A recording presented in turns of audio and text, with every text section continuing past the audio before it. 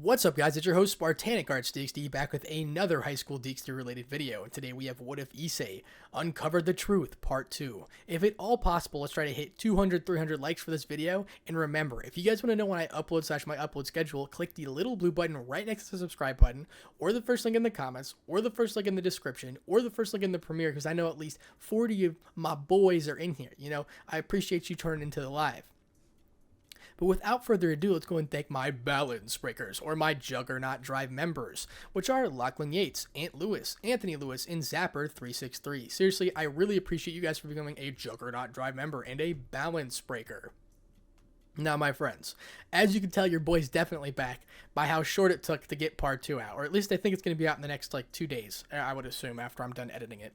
But also thank you to my Patreon members, Smells Noise, Lachlan Yates, God Killer, Mark Bacon, Lord Fuff, and Zero Fusion 4863. I really appreciate you guys for becoming a Patreon member, where I do dumb things on there, like record myself reacting to High School DxD, as goonery as that sounds. But without further ado, ladies and gentlemen, to not further intrude, let's go ahead and get into What If Issei Uncovered the Truth, Part 2. This part is bangin'. Chapter 2, Separation. It was morning already. There's a sunlight coming from a window at the side of a large extra room I'm in. I also heard a light moan from behind me. My stomach feels really empty. I didn't have any dinner, so I suppose that makes sense, said Issei. I wasn't hungry. In a way, I'm not even hungry now. I almost feel like I never want to eat again. Is this feeling of disgust? Issei wonders to himself. Issei-sama. Another light moan, followed by some rustling noises. The body of Ravel is shuffling around behind me. It seems like she's waking up.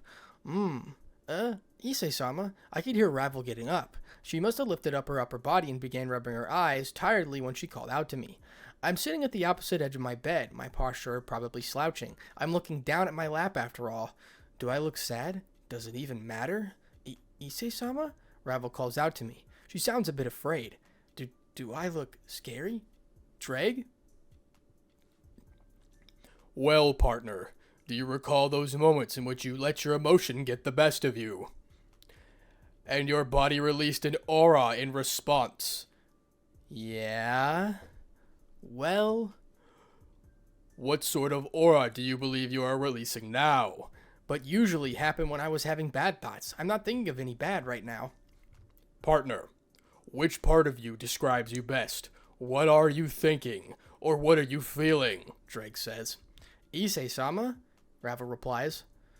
Ravel called out to me again. I don't know how to make the aura go away because I don't know what I'm feeling right now. I feel empty. I turn to Ravel with the best smile I could muster right now. It feels like an empty one, though. It certainly looks fake, doesn't it? Morning, Ravel. Good morning, Issei-sama. She responded to me nervously with lowering her head a bit. I'm guessing I'm intimidating her. I decide to turn back around. How do you feel, Issei-sama? Ravel. I interrupted her before she could finish her question. Yes? Call Sensei for me. I'd like to talk with him, please. Yes, Issei-sama. Would you like to speak to him alone? Sorry. No, it's all right. Would you like me to bring you some breakfast? Yes. I'm not hungry, but if I don't ask for food, Ravel probably won't feel at ease. I could practically imagine her shoulders loose of some of their tension from behind me. Very well. Ravel got up from the bed, and I could hear her opening the door briefly. I shall return shortly, she said. Issei replied, and a quick shut of the door, Ravel was gone. D'accord. I guess I'm alone now. Somehow, I feel a bit more at ease now that she's gone. Last night, I didn't want to be alone. I felt like something was going to happen to me if I slept alone for another night, but when I woke up, I couldn't stand lying next to her. I kept getting this eerie feeling. The longer I lied next to her, the greater the chance I had of something bright and thin piercing through my belly. Ping! My head! Ow! Somehow my head randomly felt a tinge of pain, and then it started ringing. The ringing slowly dying down until it's quiet. But the thing I was thinking about, I'm sure it was you, wasn't it? Now, back at the Hyodo residence. It was a school day, and yet a majority of the Hyodo household residents were at home, gathered in different places. Ding dong. Game over. The television made a colorful sound, but the one who was playing video games mindlessly said TV was Konako Tojo.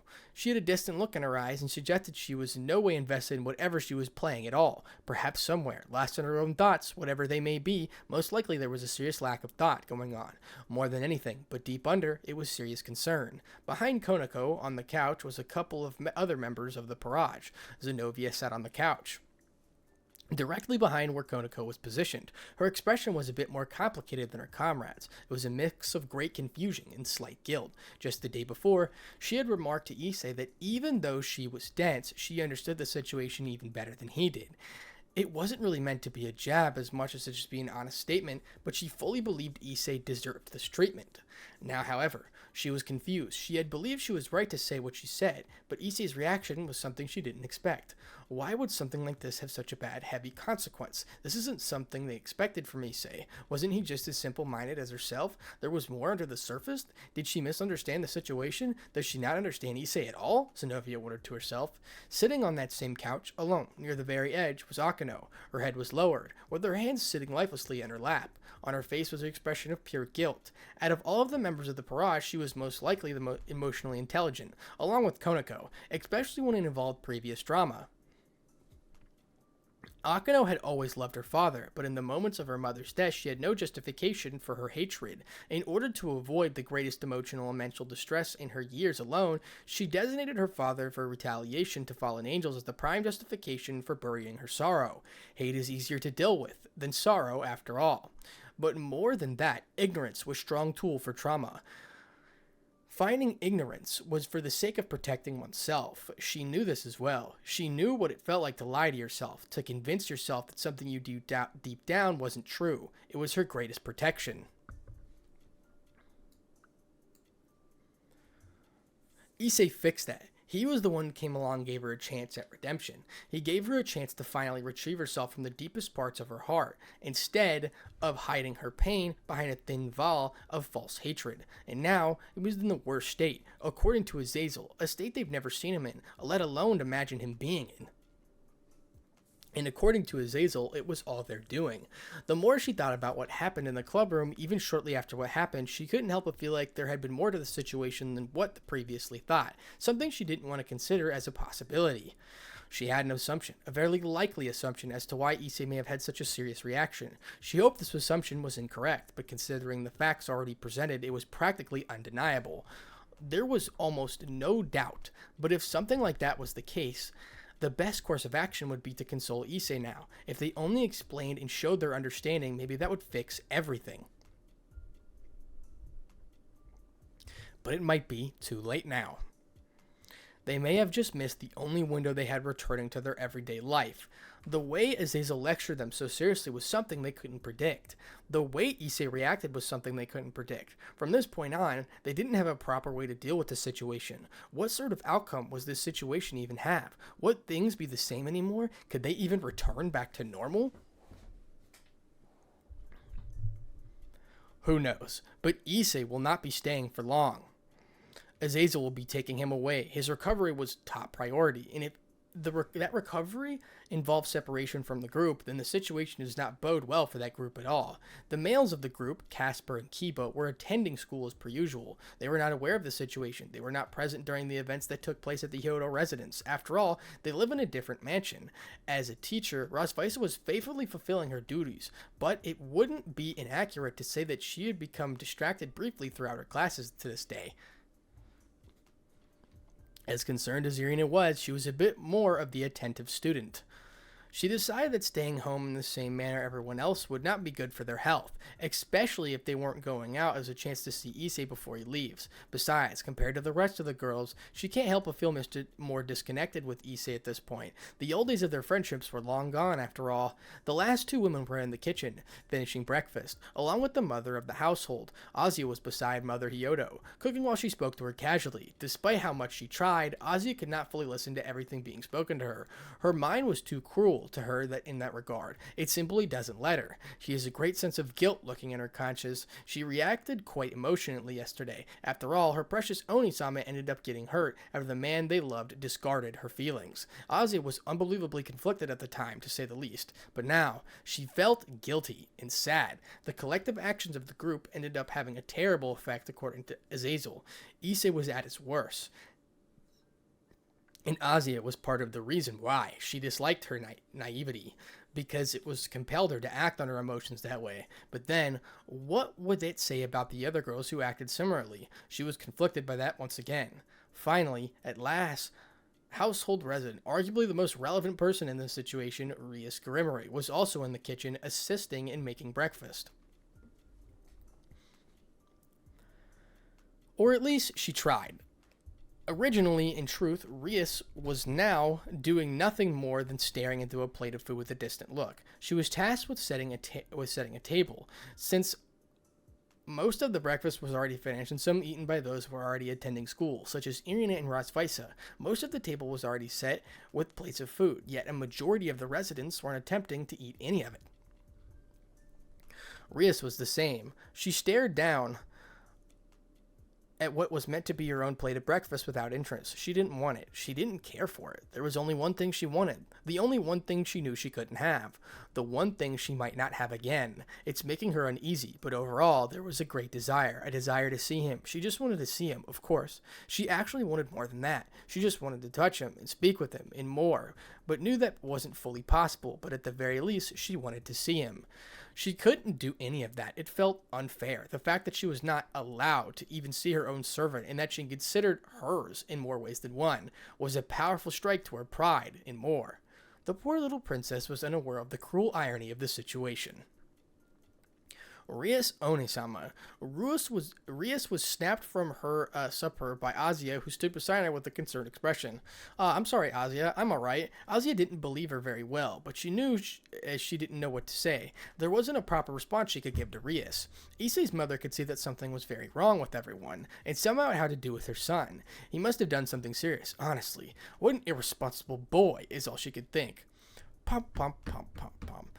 As if all Rias' devil instincts were focused on the room upstairs, her senses immediately caught the fact that someone was descending down to the stairway. Issei!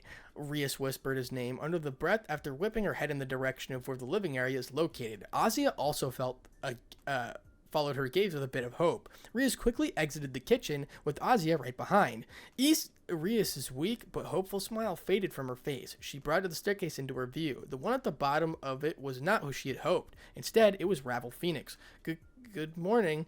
Ravel greeted the Gremory group of women with an awkward attitude that was reflective of the atmosphere. Upon realizing who it was, Rias lost any energy she had, and her shoulders slumped again. The other girls weren't sure why they were surprised, but the other smidgen of hope was also gone. Ravel looked like she had gathered a bit of courage enough to speak under a heavy atmosphere. Issei-sama would like some breakfast. The atmosphere lightened up as Ravel suddenly became the center of attention. Issei wanted breakfast. That was a good sign. Rias' expression brightened up slightly. Then I should take it to him, Rias excitedly tried to suggest, but as the second passes, the reality that it was impossible sunk in even more. Rather than answering, Ravel only lowered her head, confirming Rias' suspicion. I'm sorry, Rias-sama.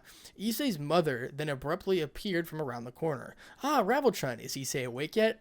Yes, Oka-sama, I came for his breakfast. What? He sent Ravel-chan? That boy, sending a girl to retrieve his breakfast. Honestly, if he wants breakfast, she should get it himself. Issei's mother ended it in an exasperated tone. Ravel only fidgeted in place, while the rest of the group frowned, knowing the truth. It was a more sensitive topic for the rest of the group. Issei's mother seemed to have picked up on it based on how the girl's behavior, and also started feeling awkward. Ravel simply asked what she came for. May I have a plate of my own as well? Yes, of course, Ravel-chan. Come. Ravel followed Issei's mother into the kitchen, while quite in sullen atmosphere returned to the household. Now, part 2. With Issei. I sat quietly on the bed in the same position, while waiting for either Ravel or Azaza-sensei to show up. I wondered what everyone else is doing right now. From up here, it's not as easy to tell, but it seems like a lot of them are still at home. Somehow. I don't want to see them. Shh! A familiar noise sounded from behind me, accompanied by a familiar light. A magic circle? When that light finally died down, I heard a familiar voice as well. Yo, Issei, you're awake? It was none other than Azazel Sensei. He appeared from a magic circle and greeted me like normal, but he paused momentarily after seeing me. Issei, that's you, right? I guess he's worried whether I'm acting like yesterday or not. I might even still be releasing the same aura, though I wouldn't know since I don't remember. Yeah, I'm here, I said, while turning to face him. I didn't bother with the fake smile this time. If it's Sensei, he would know either way, so there's no point. I see. Do you mind? He walked up to the opposite side of the bed, behind me, and pointed at it, asking whether he could sit or not. Of course. Go ahead. Thanks. He sat down casually in the position of me, but on the opposite end of his back was turned, we're essentially mirroring each other's images. Is he trying to relate to me subconsciously or something? What? I've never really thought of that deep into something like that. Issei, Sensei called out to me. So what do you want to talk about? Where do I even start? Complete silence. The room was left in silence because I couldn't find the words to speak. Take your time. Shimizazi should be covering for me back home. It should be fine. What an irresponsible governor. In that case, Sensei, yesterday, calm down. I'm the only one here, you know. Yeah. Calm down. It's okay. I'm afraid. I know. If I want to tell this to Sensei, I'll have to open up. It scares me. I don't want to say it, but if I don't say it, I may never get better. I may never get the answers I'm looking for. This is something I need to say. All of it. Oh, grandfather in heaven, I'm so scared. I've never said this to anyone. I can feel something more fear building up inside of me, and it scares me even more. There's a lot I have to say, and it's hard to say. There's a lot that wants to escape me, but I'm afraid to let it out. But I have to. I have to take the risk. I don't know what else to do. Sensei, I could feel my body start to shake up violently without my consent. I held up my hands to try to keep my vision still. I'm afraid. I'm afraid it will happen. That person, she's still fresh in my mind. I hear her. I see her all the time. I don't know if she'll ever go away. I ignore her so often, but she always comes back. I don't know what to do. I feel like she keeps moving forward, what I feared the most, I think it's happening. I hear no response from him. My fear is rising with every silent second that passes, with every word that gets spoken. Help me, grandfather. Give me strength. I feel so alone. I feel like no one's on my side. I could have been led around. Could I have been left behind? What happens when I become a burden? Has it already happened? She's the one who keeps thinking like that. I don't want to believe it's true, but she's the one who keeps me in that same place. She won't let me move. I'm stuck. She keeps me in that state of ignorance and fear, because if I ever get out, I'm afraid she'll be waiting on the outside for me, or maybe someone else will be waiting in her place. Something wet is dropping from my face. I don't want to keep going, but I have to. I'm already this far, and either way, a part of myself refuses to let me stop. I don't want to be like this. It's not fair. I try so hard. What did I do? I never did anything. Is it because I was a pervert all this time? Is that why? If it is, then I'm sorry. But I couldn't give it up, because it was the only thing I had left to hide behind. It was my only form of self-protection. Maybe if I was stronger. But I'm not. I can't. I'm not as strong as everyone needs me to be. I carry everything so that everyone can rely on me. But if that doesn't work, then what will happen to me? What will happen to me if she was right all along? I could feel the bed pressed down a bit next to me. A hand lays on my shoulder. There's nothing wrong with being afraid. The grip I held on my head tightened, and Sensei gave me his heartfelt lecture with a rare, gentle tone. Listen, Issei. Even amongst the strongest people are afraid of something. There's nothing wrong with that, especially someone like you. The only reason it frightens you so much is because you know how kind-hearted you are. Along with your strength comes a weakness, the weakness of being too kind. The kindness people brings you closer to, but it leaves you open to the pain. You aren't unbreakable. You aren't supposed to be. You need support just like everyone else. There's no problem with that. You shouldn't believe that you have to carry everything. And people around you shouldn't support that idea alone either. It's not wrong of you to feel cheated when something unfair happens. And most of all, it's not your fault for running. It's not cowardly. You're not the one in the wrong here. Even if others may want you to believe you are, you have just as much of right to think about yourself as they do for themselves, especially when they become selfish. I know you're afraid. It's scary to think that one day you will have to rely on others. They may not be there, and I can't guarantee that everyone will be you expect to be on your side will be. But if it any consolation, I will do my best as your sensei. No, as your friend. I will support you when you need it. I may not be the one you want to hear that from, but in that case, you have nowhere else to turn to. I'll be there. This time I will. And if anyone or anything tries to disrupt that, then I'd be more than content with dying on the spot. If I can't accomplish such a thing, then I'm just a failure of a comrade, and even more as a tutor. Well, I've already failed there, haven't I? But at least I can try to beat that support from now on. Yeah? There was silence. I could say nothing, but I felt the chest become a little tight.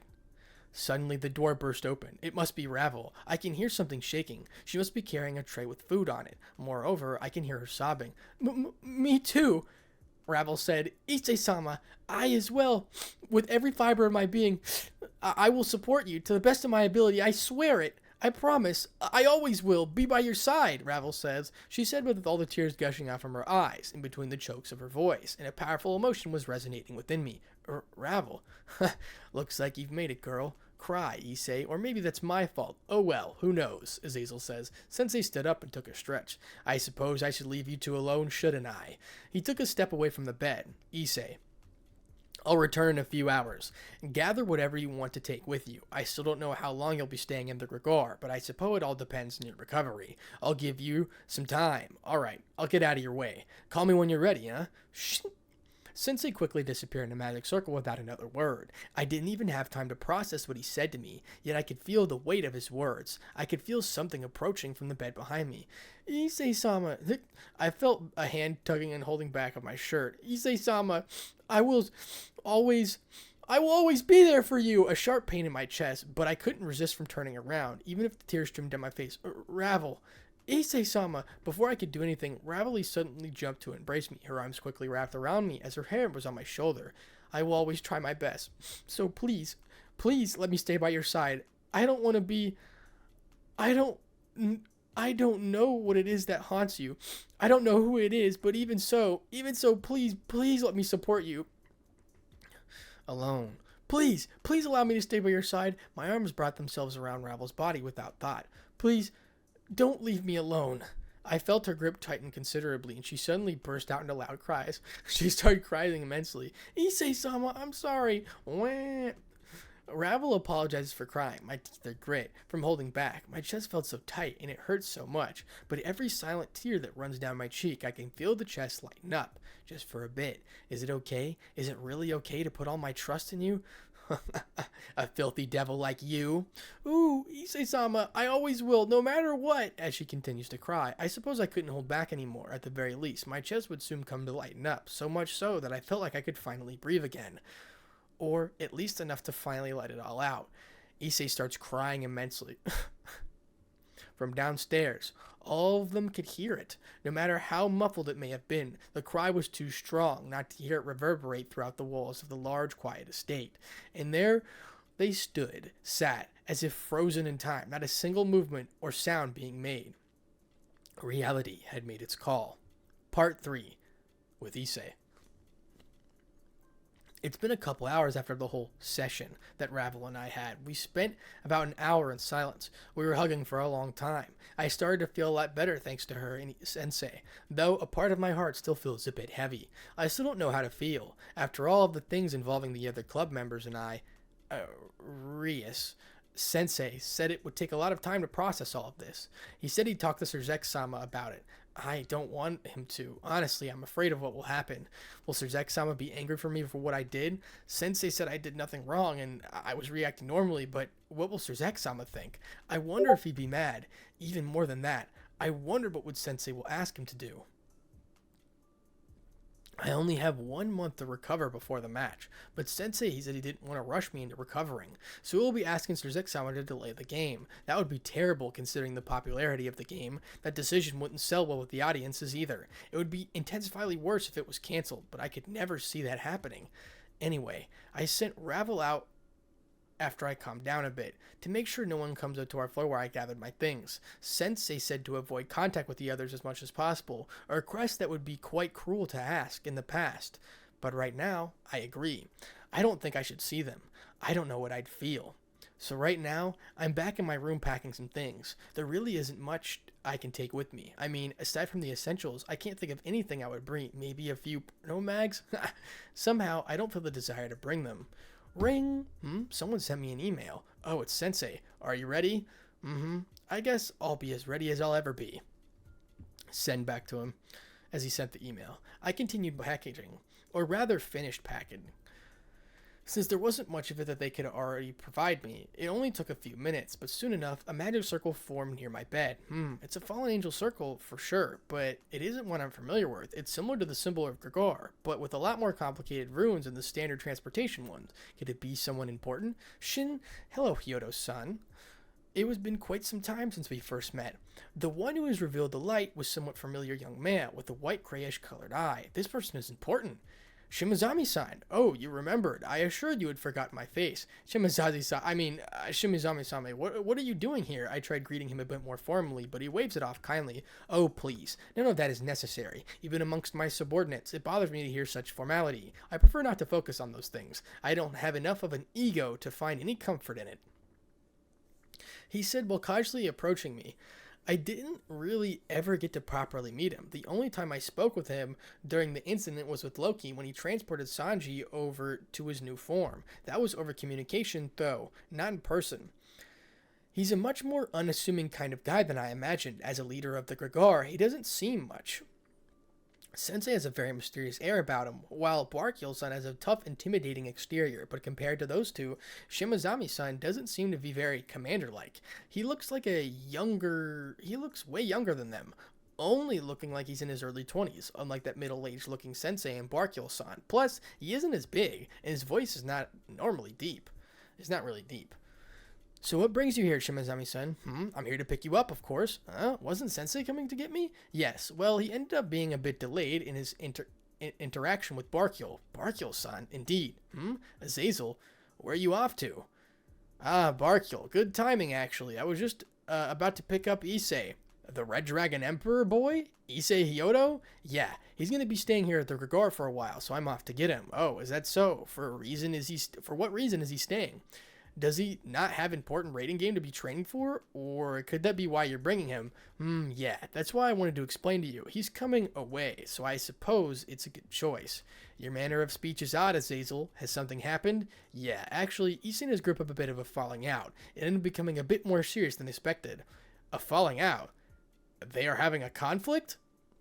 Barkil says, well, to better explain it properly, take a seat, friend. I'll try to make it quick, but it's a bulky story. Just don't making any rash conclusions or thoughts regarding Issei and Akino, alright? Especially with Issei. Let me explain thoroughly first, and then you'll understand. The way you say it makes it even more worrisome, but very well, Barkil says. Good, Shimazani. You head off to grab Issei, will you? It'll probably be there a bit after to explain to his parents and finalize his leave. Understood. Alright, Barkil, try not to be mad when I start. It's a lot deeper than it seems. That's around when I came here. I see. So he's explaining it to Barkil-san. Hopefully he hears Sensei out enough to listen to the four still. I don't want to die yet. Issei says, so Hyodo-san. Issei. Shimazami caught my attention again. Are you ready to leave? Yeah, but before I could finish answering, the door opened and someone entered the room. Issei-sama and... Oh, Ravel. This is Shimazami, the Vice Gregor Governor of the Fallen Angels. Shimazami-san. This is Ravel Phoenix. She's a friend of mine. Hello, Ravel greeted with a nervous bow, clearly becoming aware of his importance. A pleasure. Is this the guest that she'll be visiting occasion that Azazel mentioned? Yes, Shimazami. If it's all right with you, I would like to visit Issei-sama as much as possible. She bowed again. Ravel is really respectful when she needs to be, and whenever it involves me. Of course, if I did not approve, you would be welcome to visit Gregor anytime. As an ally to every side, I have no reason to refuse such a request, especially if it involves the Red Dragon Emperor, Issei Hyodo, who will be staying at the Gregor as well. Thank you very much. Is it alright? No need to be formal. Yes. He really is laid back, huh? Like a more docile version of Sensei. He's nicer too. A cool guy for a leader. So then, if you're ready, then we should set off, right? Issei, looks like it's time. I have nothing else to do right now. Might as well get out of here, Issei says, leaving my home. I look down to Ravel, who was holding her hands together sadly. She asked Shimazami with a hopeful gaze, how often will I be allowed to visit him? As much as you like, I suppose. I won't be barring you from showing up every day. If you do, it isn't my place to prohibit you, so I suppose it all depends on Issei-san himself.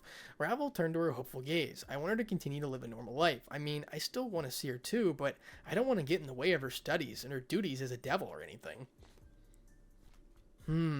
I guess just don't skip school to come see me or anything, okay? Ravel's face sparkles into a beaming smile. It felt like she warmed up my heart a bit. Unexpectedly, she quickly wrapped herself around me, happily. Yes, thank you so much, Issei-sama. Yeah, sure. But then she slowly realized what she'd done and released me with a red face. I'm sorry. No, it's all right, Issei says. I scratched the back of my head awkwardly, but this isn't the time to be acting like that. I should act more mature. It's that childish part of me that is so... Ahem, Ravel? I cleared my throat and tried looking at her seriously. Then Ravel, I'll be going now. She becomes sad momentarily, but then she gains the face of determination.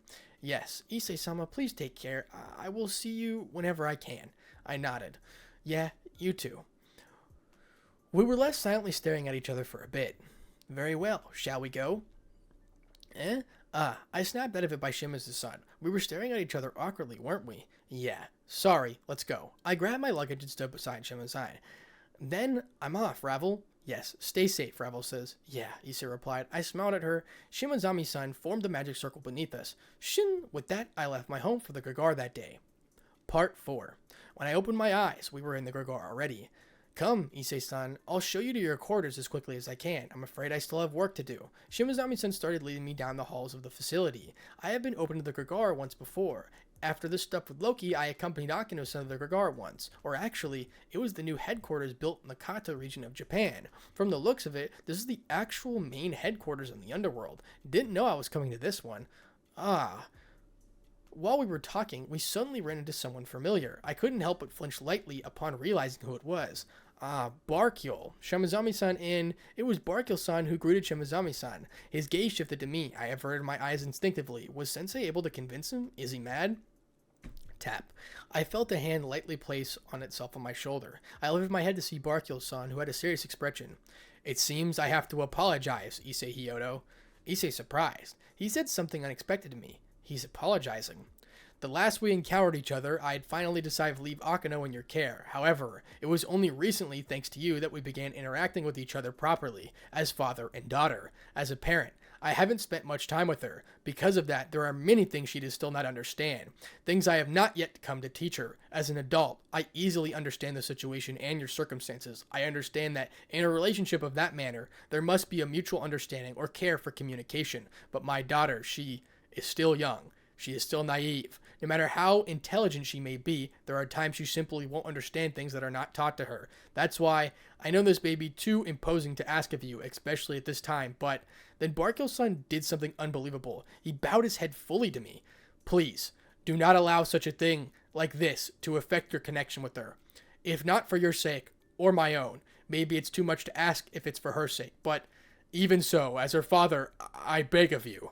All I could say was, if you're asking me not to hate or dislike her, then you shouldn't have to worry about that, Issei said. Barkyul-san lifted his head in surprise. A slight smile formed to his face. Yes, that is all I ask of you.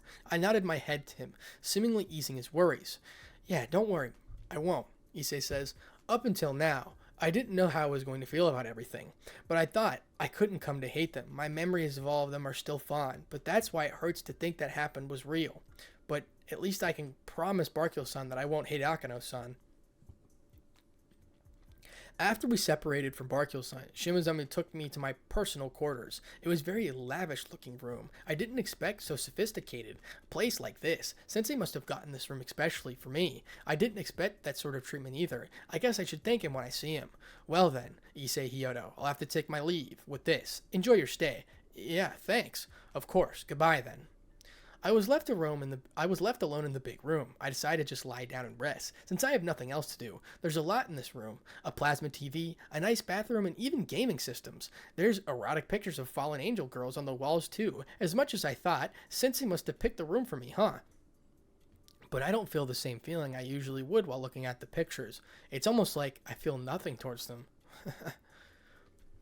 Partner. I'm alright, Drake. Just don't feel like it right now, I think. X. Shortly after Issei disappeared with Shimazai, Ravel made her way down the stairs to announce Issei's departure, but there was already someone downstairs in the kitchen with the rest of the group informing them. So you see, ma'am, I'm going to be taking care of your son for a bit. Hope you don't mind. In the kitchen, the group of residents who remained home gathered around the kitchen, along with the mother of the household who Azazel was speaking to. No, Azazel's son, don't worry about it. I have heard many things from the children about how great of a sensei you are. I'm sure you'll take care of our Issei. Would you like some breakfast? We have plenty of it. Issei's mother smiled as she offered Azazel's breakfast. He waved it off courteously. No, that's fine. Thank you. I've had my fill before coming here. As he politely declined that she was offered him, Azazel's eyes caught the form of Ravel approaching the area within his view. Ah, Ravel, there you are. Has Issei already taken his leave? Yes, he have. Raffles said. The group of women completely deflated into attitudes of guilt and despair. That man was gone. I see. In that case, Mrs. Hyodo, would you kindly allow me to speak with the girls privately? There's a matter I must discuss with them as their sensei. Yes, of course. Excuse me. Mother Hyodo excused herself from the group and walked off somewhere into the residence, leaving Azazel to speak with the woman. So, as you've heard, Issei is now gone. Shimazazi should have escorted him into the Gregor by now. It seems you did not have enough time to realize that was necessary. Did you at least reflect on your actions? He asked while looking around. Every member he met with averted their gaze. Rias did not meet his gaze because her head was lowered in despair. The person he met with eyes was someone who did not avert her gaze, but rather stared him down with a stern expression. Oh, it looks like you have something to say, Akano. Akano stepped forward while she became the center of attention. Azazel, you said you had your suspicions in what caused Issei to turn this way, but that's not true. You know exactly what it is, don't you? Azazel only looked back at her with a face of disinterest. That may be so. Who knows? Whether I do or don't doesn't matter. I already told it's a lot to figure out for yourself, didn't I? Akano's gaze hardened. Nonsense. The only reason you don't want to tell us is because it's your fault, isn't it? She glared at him, but Azazel met her gaze with a clingingly stoic expression that exuded authority. Watch your tongue, brat. I wasn't going around telling you that it was all your fault, was I? A surprised expression. Akano quickly lost her hateful expression and averted her gaze ashamedly, quietly backing down. Azazel could only sigh heavily in response in the attitudes of the group of the members. Ha! Well, I suppose you saying that means you know then. No point in keeping it from you. The group of girls all collectively lifted their heads towards Azazel in anticipation. The reason behind the disaster would finally be revealed. Azazel spared no hesitation in explaining it to them.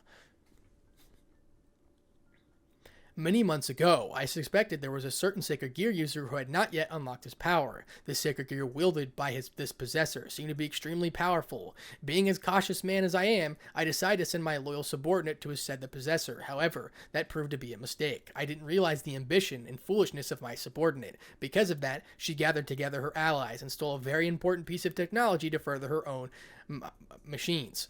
For the purpose of glory.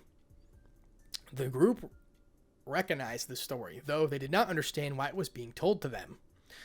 With her allies in technology, she moved her little plane into motion. Rather than a simple observation, as per my orders, she foolishly brought the matters into her own hands. She took the life of a possessor, and used the device and stole to steer another sacred gear for herself. She practically risked a war between the two factions only for her own selfish ideals. What a foolish subordinate. What a foolish superior I was not to realize it, and even I had my suspicions. Azazel let out another guilty sigh, and Rias asked him hesitantly, Azazel, why are you telling us this? Azazel shook his head,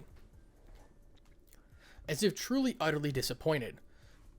Rias, that subordinate of mine, she was scum. For her own selfish ideals, she took the lives of innocent people and became a traitor to which she convinced herself to be loyal to. In the end, she was nothing but scum. But out of all of the crimes she ever committed, the one that brings me the greatest regret and contempt is the crime of manipulating and killing of children that became my precious students in the future. Her death was... but it was not final. A strong sense of unease began to fill the group of girls, as Azazel's tone became somewhat more foreboding. Her worst crime, which has effects that have not yet disappeared, was the crime of luring an innocent human into her worthless trap. Her disgusting method of twisting a human boy's heart into her grafts and then ripping it out from his body to bleed onto the floor. That heart was then forced back into the body without being mended, and he was pushed into a world that he didn't understand. As time passed, his skin grew thick like armor and covered his heart. But that was only for himself. In the end, the armor that kept his heart from being torn out also barred him anything or anyone else from entering. This did not bode well with his allies. They criticized him for his inability to connect himself to them. The boy, for the sake of himself, could not move himself in that direction drawn for him. His armor dented and caved in on itself. It crushed his heart. Do you recognize this story? If you do, you know the last parts are not fully accurate. Rather than his armor crushing his heart, the boy is now using his armor to guard him from the spirit that haunts his heart. His journey from this point will involve the fight to destroy that spirit. Until then, his mentor will lead him through the sea of fear and pain, so that he may return greater than ever before. To all of Azazel's cryptic speech, the group members had no words to respond with. Poetic, isn't it? I have a knack for being dramatic like this, you know. They had no response to his story, nor his false enthusiasm. He quickly regained his serious attitude and stared them down. The spirit that haunts that boy, you understand now, don't you? Because of this spirit, the road ahead. No, there is no road ahead. There was only a chasm with an oasis across the other side. It was now all about whether he could make the jump across. With the encouragement of his friends strengthening his will, he could make the jump, maybe even with ease. But that didn't happen, did it? Instead, they all ridiculed him. You can't walk even this far. How horrible, in quotations. They said this without the knowledge of the deep canyon set before him. It was only they could not see from their angle, nor did they consider that it had been there in the first place. The edge of the cliff fool stood and began to crack under his weight, and caved in from beneath his feet. The only thing holding him up was the hands of his mentor, and suddenly, an unexpected young girl. Do you recognize this story? If you do, then you know it is not a story. There was an unbroken silence for what felt like many decades in the minds of the girls, yet it was only mere seconds. Azazel stood from his chair without opening his eyes to see them. I'll leave you with that, but just so you know, we will pull him up from that cliff and prop him on his feet. And when he makes that jump across, and we'll make sure of that. It will only be up to him whether he will walk towards you or past you. Azazel started to walk out of the kitchen, most likely to teleport himself away, leaving the group speechless and dumbstruck. Before he could fully exit, one of them stepped up silently. Rias stepped forward weakly, with her body slouched in a punny energy of gold. She called out to what little strength she had and reached out with her arms, as if to hold on something. Azazel, wait, please, let me say, I'm sorry. Please, just let me say it to him, just once, I beg you. Azazel stopped in his tracks, and spoke without turning. I'm sorry, Rias. It hurts me to say this. Truly believe when I say this it does, but I cannot allow that. You lot are still kids. Issei is too kind. If I allow you to do such a thing, he will easily forgive you, and you will all soon forget. But you will learn nothing. None of you will, and Issei will not ever take that jump. So, for your sake, realize that if I don't do this, you, as well, will never reach him yourself. Take care of her, Akano. Azazel walked out with those last words. Rias dropped lifelessly to her knees. Riasone-sama! Aze ran to Rias' side, but there was no response. She gave no response for a very long time. Now, back with Issei. I've been lying down on this bed for 30 minutes. Sensei must still be doing things. I don't even know if I'm supposed to be waiting for him at all. Maybe he's just not coming today. Just as I thought, the door was knocked. Ah, yes, the door opened. Of course, it was Sensei. Yo, Issei, sleeping? No, not really. Just thinking, I guess. I see. Sensei took a seat on the large side of the bed. Did you tell them? Oh, yeah, I told them. I told them everything. Everything? That means... Yeah, that too, naturally. I see. We became silent. There's something I still want to ask him. Another question which has been haunting my mind. Sensei. Yeah, what is it? When I was... Yesterday, I had a thought. What if when I was going to be killed, what if it was all meant to be? Because if I died, they could take me. What if it was something they let happen? If that's true, He interrupted me. Don't be ridiculous, Issei. There's no way something like that is true. I felt the tension with my body immediately released, even though my doubt is still there. But I was, they gave me, calm down, Issei. I understand that you came to this conclusion. I get it. I see how you can misunderstand such a thing, but you need to calm down. Try to think of it rationally. When you were revived, were all of your wounds healed? No, of course not. Exactly. So do you think if you had been ripped in half, she would have been able to revive you? That's... What if your body was completely eviscerated? What if it was only your head and hand left? What if there was no head? What if you were burned alive? What if she took you away? What if she turned into a pool of blood? You think that she would just allow a random fallen angel to run rampant and kill inhabitants of her territory, even though she has the full right to eliminate such a threat based on the rules and restrictions of the Amorous and the three factions will to avoid war? Issei said, it's alright. I know. It's not crazy to think that. But... we know full well it could never be true. So get rid of that thought, yeah? Azazel says, yeah, Issei replied. Sensei smiled a bit and patted my back. Good. So, how do you like your room? He stood while gesturing to the lavish room with pride. Well, it certainly seems like you picked it, Issei says. He grumbled in irritation like an old man would. Damn ungrateful brat. I just didn't have this place built specifically for you or anything. At least you could say something about the girls on the wall. He looks away with an annoyed expression, obviously trying to lighten the mood. Yeah, they're real nice. He took a special notice of my lack of enthusiasm towards the erotica. Of course he did. That was my main trait after all. What's up with that? Not feeling it yet, huh? Yeah, I guess not, Issei replies. I can't feel it at all. It feels like a piece of me is gone. Such a big piece of myself. It almost makes me want to cry. I feel Sensei's hand lightly place itself on I start ruffling my hair. Oi, don't go getting like that now. I thought I was talking to the future harem king, huh? Was I wrong? Who's this kid? Whoever he is. If he thinks I'm letting him walk around my place thinking he doesn't want a harem, then he's dead wrong. He's getting one whether he likes it or not. Even if I gotta shove him right in his face, you hear? I could feel my eyes begin starting to tear up the cover of my hair again. Yeah, good. Sensei started to walk out of the room. We'll figure it out. What are we going to do tomorrow? Just rest for today, eh? Azazel says, yeah. All right. Let me know if you need any more pick for the scientific purposes in here. This is a research facility, after all, Sensei said. We'll figure it out what to do tomorrow, huh? Tomorrow. What will happen from now on? Issei thought to himself, and that's the end of Chapter 2, Separation. And that's pretty much it for this episode. Hopefully you guys did enjoy.